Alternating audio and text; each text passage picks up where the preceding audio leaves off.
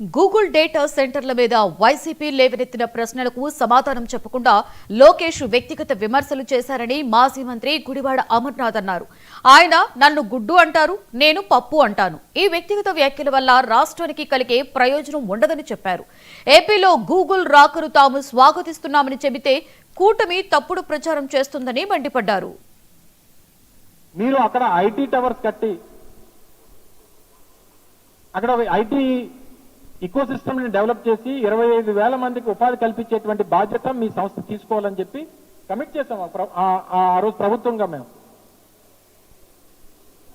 ఎందుకంటే మీకు land concession రేట్లో ఇస్తున్నాం, అన్ని రకాలైనటువంటి ఫెసిలిటీస్ ఇన్సెంటివ్స్ అనేటువంటివి మీకు ఇస్తున్నాం, ప్రైమ్ ల్యాండ్ ఇస్తున్నాం, మీరు డేటా సెంటర్ ఏర్పాటు చేసుకునేటువంటి దానికి అన్ని రకాలైనటువంటి సహకారాలు అందిస్తాం.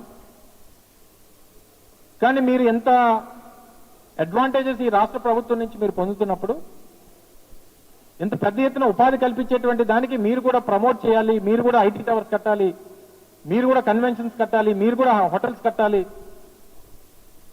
అక్కడ ఒక ఐటీ పార్క్ లాంటిది డెవలప్ చేయాలని చెప్పి వాళ్ళ కమిట్మెంట్ తీసుకున్నాం. ఎందుకు? డేటా సెంటర్ వల్ల ఉపాధి రాదు కాబట్టి.